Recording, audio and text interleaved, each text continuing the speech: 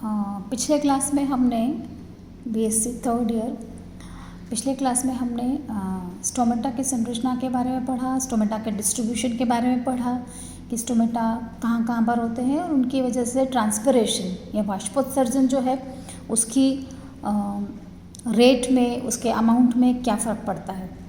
अभी बहुत सारे लोगों ने बाष्पोत्सर्जन की अलग अलग थ्योरीज दी हैं, अलग अलग सिद्धांत दिए हैं, तो आज हम थोड़ा सा उन सिद्धांतों के बारे में चर्चा करेंगे। ना अगर हम देखें तो बहुत सारे सिद्धांत दिए हैं। अगर मोटे तौर पर देखें तो एक ही चीज़ होती है कि जो भी गार्ड सेल्स होते हैं वो पानी का अवशोषण करते हैं। और जब आपने संरचना देखी होगी तो आपने देखा होगा कि उनकी जो बाहर की दीवार होती है गार्ड सेल्स की वो थोड़ी पतली होती है और अंदर वाली जो दीवार होती है, जो स्टोमा जो होता है, जो छिद्र होता है, उसको जो लाइन करती हैं, वो जो वाल होती है वो मोटी होती है। तो जब वो पानी एब्जॉर्ब करते हैं तो टर्जिडिटी के कारण जो बाहर की दीवारें होती हैं वो ज़्यादा फैलती हैं, एक्सपैंड करती है, सेल एक्सपैंड करता है और साथ में जो अंदर की दीवार होती है उसको भी अपनी तरफ खींचती हैं। तो उसके कारण से जो स्टोमेटा होते हैं, रंध्र जो होते हैं वो खुल जाते हैं। इसके विपरीत जब गार्ड सेल्स जो हैं उनका गार्ड सेल्स में से पानी जो है वो रिलीज़ होता है तो टर्जिडिटी सेल्स की कम हो जाती है, इसलिए जो सेल जो वॉल होती है वो भी एक्सपैंड नहीं करती और अंदर की वॉल जो है उनका स्ट्रेचिंग कम होता है, तो जो छिद्र होता है वो भी बंद हो जाता है। ठीक है, अब इसके लिए अलग अलग कॉन्सेप्ट्स उन्होंने दिए कि भाई किस तरह से ये काम करते हैं। तो सबसे पहले वॉन मोल ने दिया था 1856 में। उन्होंने ये बताया कि फोटोसिंथेसिस होता है गार्ड सेल्स में। अगर आप देखेंगे तो गार्ड सेल्स में आपको क्लोरोप्लास्ट भी दिखते हैं। तो उन्होंने बोला कि ये जो क्लोरोप्लास्ट होते हैं ये फोटोसिंथेसिस करते हैं गार्ड सेल्स में, क्योंकि फोटोसिंथेसिस के रिजल्ट से शुगर बनती है, तो शुगर्स की कंसंट्रेशन इंक्रीज हो जाती है और शुगर ऑस्मोटिकली एक्टिव होता है। मतलब अगर शुगर होगा उसमें तो सेल की कंसंट्रेशन बढ़ जाएगी। जब कंसंट्रेशन बढ़ जाएगी तो उसका ऑस्मोटिक प्रेशर वो बढ़ जाएगा और सेल जो है वो पानी आसपास का जो भी ऊतक होगा या टिश्यू होगा या सेल का बाहर का जो स्पेस होगा वहाँ से वाटर एब्जॉर्ब करेगा, पानी एब्जॉर्ब करेगा। ठीक है, और जब वो पानी एब्जॉर्ब करेगा तो कोशिका का टर्गर प्रेशर बढ़ जाता है।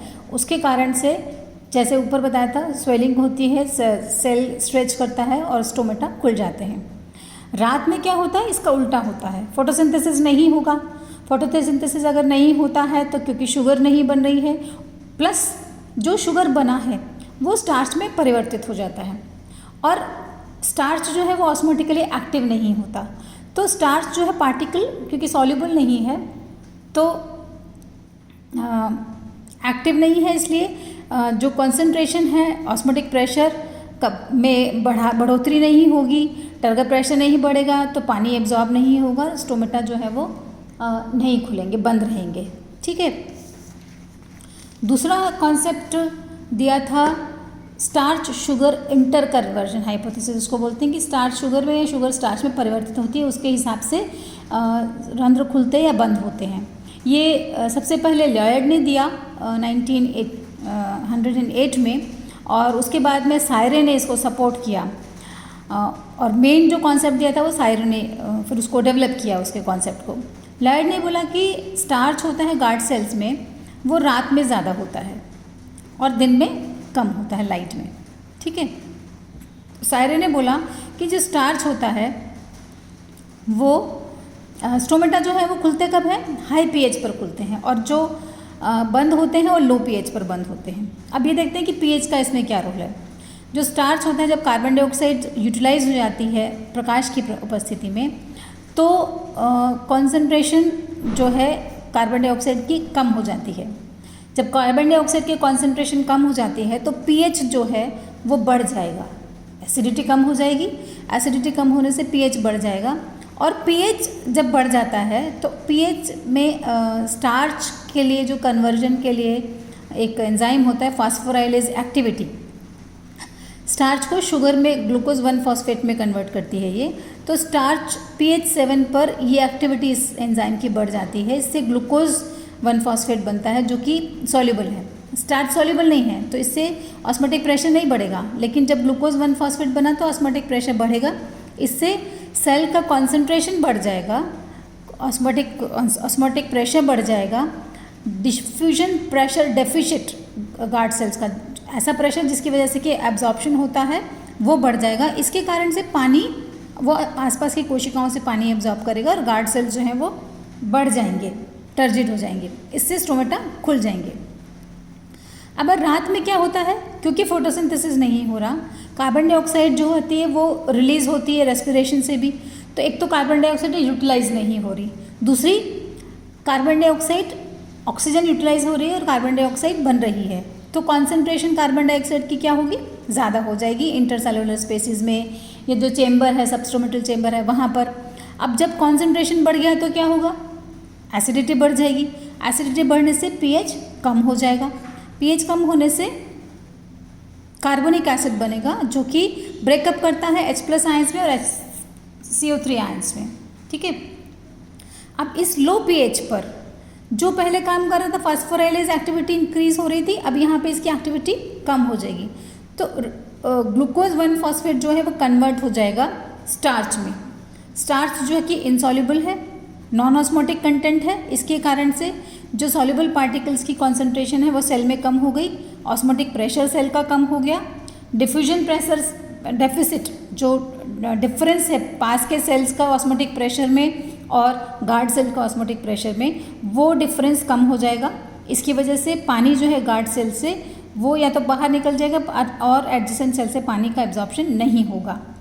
अब अगर ऐसा नहीं होगा तो सेल्स कैसे हो जाएंगे, फूले हुए नहीं रहेंगे, पिचक जाएंगे, फ्लैसिड हो जाएंगे, तो स्टोमेटा बंद हो जाएंगे, ठीक है।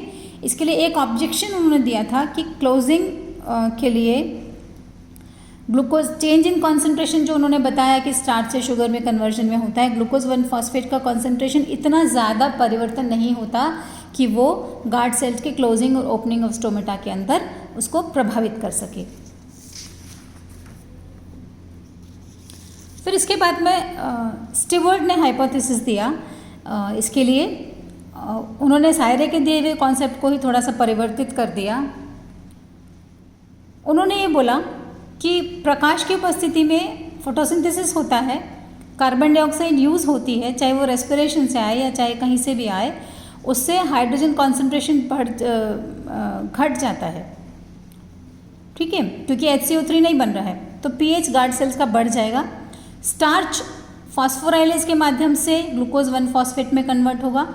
ये ग्लूकोज 1 फॉस्फेट उन्होंने इसको आगे बताया और कि ये फॉस्फोग्लूकोम्यूटेज एक एंजाइम होता है जो कि परिवर्तित कर देता है दूसरे तरह के मॉलिक्यूल में, तो ग्लूकोज 6 फॉस्फेट में परिवर्तित हो जाएगा।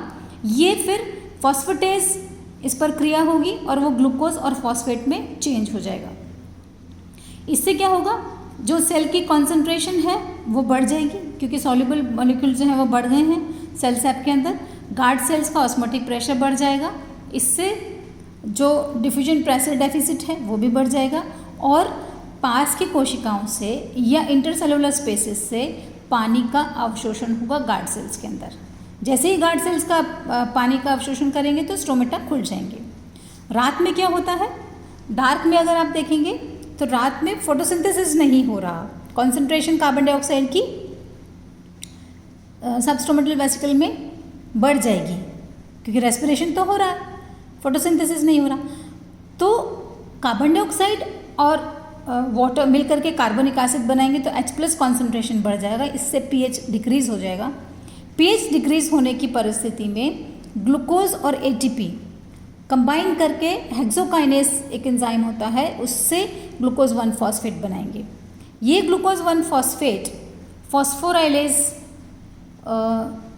एंजाइम की प्रक्रिया के साथ में एंजाइम से काम करके स्टार्च बनाएगा। अब ये स्टार्च जो है फिर से क्या है, फोटोसिंथेटिकली ऑस्मोटिकली एक्टिव नहीं है, तो सेल की कॉन्सेंट्रेशन बढ़ गई। कॉन्सेंट्रेशन का मतलब सॉल्युबल जो सॉल्ट्स हैं सेल में उनकी कॉन्सेंट्रेशन घट गई, ऑस्मोटिक प्रेशर घट गया, DPT घट गया। इसके कारण से पानी जो है कहाँ चला जाएगा, दूसरी कोशिकाओं में चला जाएगा, तो स्टोमेटा जो है वो बंद हो जाएंगे, ठीक है। अब इसमें ऑब्जेक्शन उन्होंने क्या बताया, लोगों ने ऑब्जेक्शन किया कि स्टार्च और शुगर का जो कन्वर्जन का प्रोसेस है काफ़ी स्लो है, जबकि स्टोमेटा की जो मूवमेंट होती है वो बहुत फास्ट होती है, तो दोनों में कंसिस्टेंसी नहीं है, मतलब जितना बढ़ना, जैसे अगर स्टोमेटा की मूवमेंट हो रही तो उसी हिसाब से कन्वर्जन में इनके कॉन्सेंट्रेशन में भी परिवर्तन होना चाहिए, वो नहीं होता है। ग्लूकोज जो है is not found at the time of opening of stomata. देखा कि बहुत सारे टाइप्स ऐसे हैं कई सारे प्लांट्स में कि जब स्टोमेटा खुलते हैं तो उस समय पर उनमें ग्लूकोज नहीं पाया जाता है, तो ये चीज़ भी वैलिड नहीं, क्योंकि यहाँ पर हम देख रहे हैं ग्लूकोज का होना ज़रूरी है। फिर स्टार्च से कई बार कुछ पौधों में स्टार्च का कन्वर्जन मैलिक एसिड में हो जाता है इंस्टेड ऑफ ग्लूकोज, तो उस केस में हम इसको कैसे एक्सप्लेन करेंगे? प्याज के अंदर स्टार्च बनता ही नहीं, स्टार्च होता ही नहीं है, स्टोमेटल मूवमेंट जब भी देखी गई तो उसमें स्टार्च नहीं होता, तो इसको एक्सप्लेन कैसे किया जाएगा? फिर स्टोमेटा के ऊपर ब्लू लाइट का भी कुछ इफेक्ट होता है, उसको ये जो थ्योरी है वो एक्सप्लेन नहीं कर पाती। दोपहर के समय पर स्टोमेटा बंद रहते हैं लेकिन स्टार्च के लेवल में कोई चेंज नहीं होता, क्योंकि तब तो भरपूर लाइट होती है, तो फिर आप इसको कैसे एक्सप्लेन करें? इस तरह से ये कुछ थ्योरीज दी गई, उनको कॉन्ट्रडिक्ट भी किया गया, कुछ और भी थ्योरीज हैं, कुछ फैक्टर्स हैं जिनके बारे में हम अगली क्लास में डिस्कस करेंगे।